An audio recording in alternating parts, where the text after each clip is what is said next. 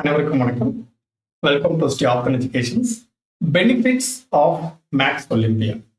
நீங்க 8th ஸ்டாண்டர்ட்ல இருந்து 12th ஸ்டாண்டர்ட் வரைக்கும் படிக்கிற ஸ்டூடெண்டா இருந்தீங்கன்னா இப்ப இருந்தே நீங்க மேக்ஸ் ஒலிம்பியாடுக்கு ப்ரிப்பரேஷன் ஸ்டார்ட் பண்ணலாம்.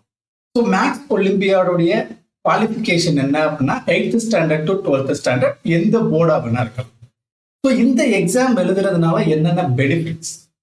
ஸோ நீங்க ஸ்கூல் படிக்கும் போது IMO அதாவது இன்டர்நேஷனல் மேத்தமெட்டிக்ஸ் ஒலிம்பியாட் ப்ரிப்பேர் பண்றீங்க அப்படின்னா உங்களுடைய அகடமிக் சப்ஜெக்ட் ரொம்ப ஈஸியாயிடும்.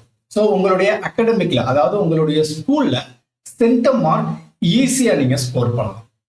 ஆஃப்டர் தட் இந்த இன்டர்நேஷனல் மேத்தமெட்டிக்ஸ் ஒலிம்பியாட் அப்படின்றது 5 ஸ்டேஜா நடக்கும். So first stage IOQM, second stage RMO, third stage INMO, fourth stage IMOTC and final stage IMO.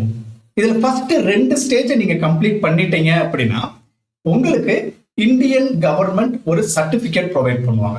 இந்த சர்டிபிகேட்டை உங்களுடைய ரெஸ்யூம்ல நீங்க மென்ஷன் பண்ணிக்கலாம்.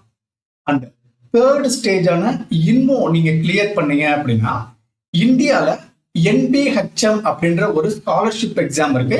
அந்த ஸ்காலர்ஷிப் எக்ஸாம் எழுதாம உங்களுக்கு ஸ்காலர்ஷிப் கொடுப்பாங்க. நீங்க அண்டர் கிராஜுவேட் படிக்கிறதுக்கு அண்ட் போஸ்ட் கிராஜுவேட் படிக்கிறதுக்கும் NBHM ஸ்காலர்ஷிப் உங்களுக்கு அவைலபிள் ஆகும். அண்ட் IMO கிளியர் பண்ணீங்க, இன்டர்நேஷனல் மேத்தமெட்டிக்ஸ் ஒலிம்பியாட் நீங்க மெடல் அடிச்சிட்டீங்க அப்படின்னா நீங்க இந்தியாவுக்காக மெடல் வின் பண்ணிருக்கீங்க.